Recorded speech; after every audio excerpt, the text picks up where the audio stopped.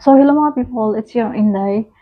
So, ikwento ko lang po sa inyo yung aking experience sa aking mata. So, kung nakikita nyo, ayan, namumula siya kasi kakatapos lang ng operation ko 2 days ago. Gusto ko sana ng i-video. Kita niyo yung mata ko. Pulang-pula. Dito sa kabila. Gusto ko sana i-video kaso bawal. Picture na lang. May picture ako doon. Nag-selfie ako nung nilagyan pagkalas ng operation kasi may takip yung mata ko tapos may dextrose. So, kwento ko lang yung aking experience sa hospital.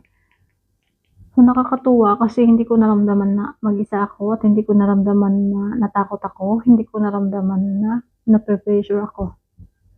Or malakas lang yung loob ko. Hindi ko alam. So, bago ka pala operahan, marami palang mga test na gagawin sa iyo. Titingnan nila ang iyong sugar, ang iyong blood, kung okay lahat. Kasi pag hindi okay, hindi tutuloy yung operation. Parang ganon.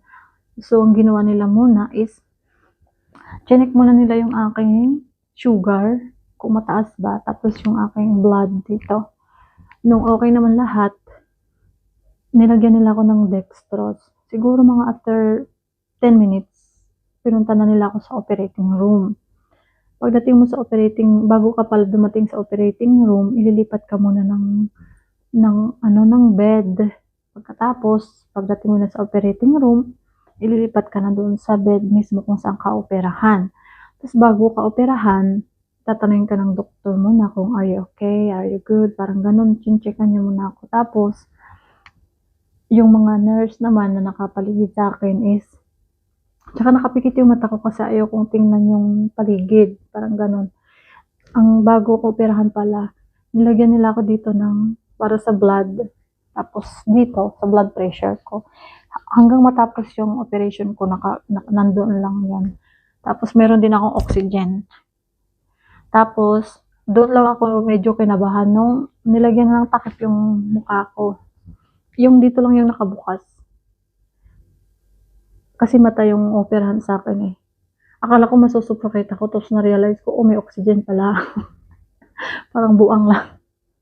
Tapos yung yung kamay ko nakaganon lang dito sa baba. Tapos meron silang nilagay na, ewan ko anong tawag doon para hindi ka galaw-galaw ng galaw.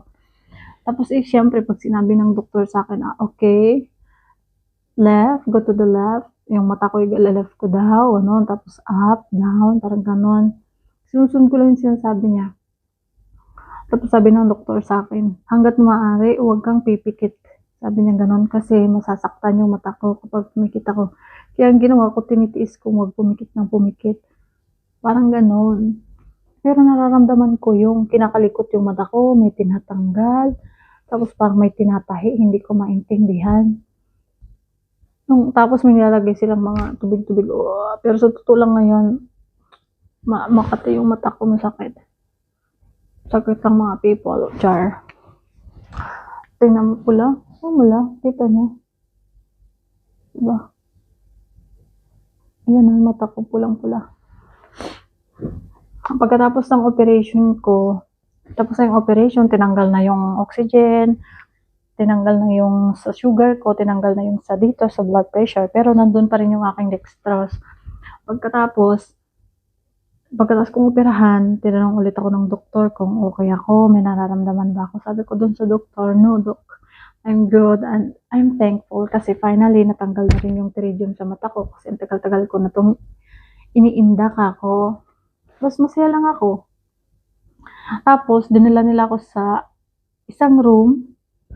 Tapos na akong operahan noon. May cast na yung mata ko. Diyan, may takip na siya. Inaantay ko na lang yung ibang nurse na dalhin ako sa room ko para magpahinga. Tapos, nung dinala na ako sa room ko, siguro mga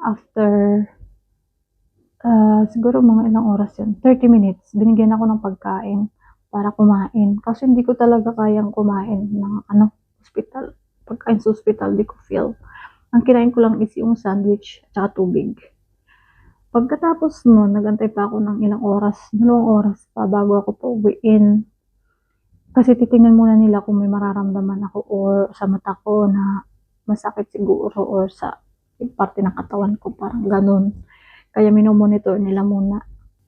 So, siguro mga after 3 hours ako nag-antay, hindi na ako nakatiis. Sinabi ko dun sa nurse, kinausap ko kung pwede akong bumaba, bibili ng gamot.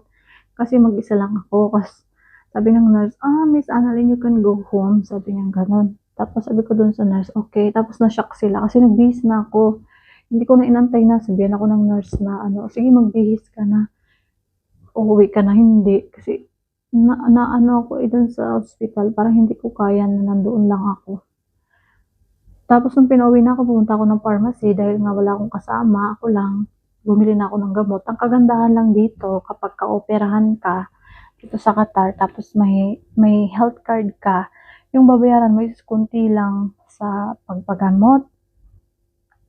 Oo, tama, babayaran mo is kunti lang. Tapos, pati sa mga gamot, pati sa operation mo, napakakunti lang. Ang problema lang is napakalayo ng hospital. 1 oras yung biyahe ko. At syempre dahil nga malayo, mahal yung binayaran ko sa Uber. Pero okay lang yun. Worth it naman eh. Kasi at least ngayon tapos na, wala na akong iniintindi. So, pag uwi ko ng bahay, doon ko naramdaman yung sakit ng mata ko. Kasi naiirita siya kasi nga may takip na siya. Tapos hindi ko alam kung anong gagawin ko. Kung mag-iilamusan ko ba yung mukha ko. Or hindi ko alam. Basta ang ginawa ko, bumili ako ng towel, pinunasan ko lang yung mukha ko dito sa side, tsaka yung katawan ko lang, sa buhok ko hindi na, bala na si Batman, oy. Tapos yun lang, tapos kinabukasan, pumunta ulit ako ng hospital, tinanggal nila yung cast dito, sa mata ko, tsaka pinatakan nila ng gamot, so may mga gamot pala ako dyan, so ngayon, tapos ang problema lang kapag lalabas ako ng bahay, kailangan may glasses. Tapos kahapon naka-glasses lang ako kahit nagluluto ako, kumakain ako, kahit ano. Kasi mahapdi, masakit, makirot. Tapos paglalabas ako dyan lang sa labas, magsasampay, naka-shades. Kasi pag hindi ako nag-shades, tapos yung hangin, biglang gaganon, masakit sa mata, parang may tumutusok.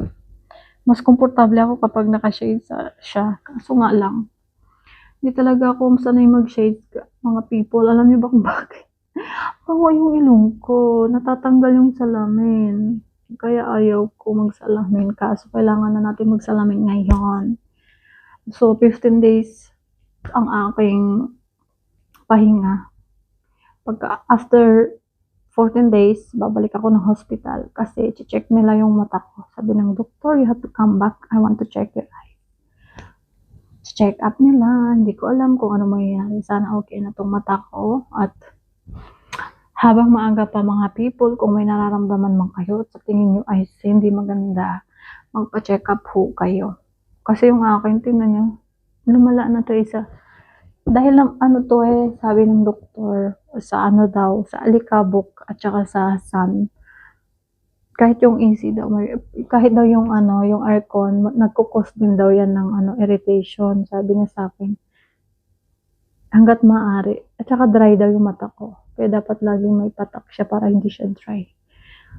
So, yun lang.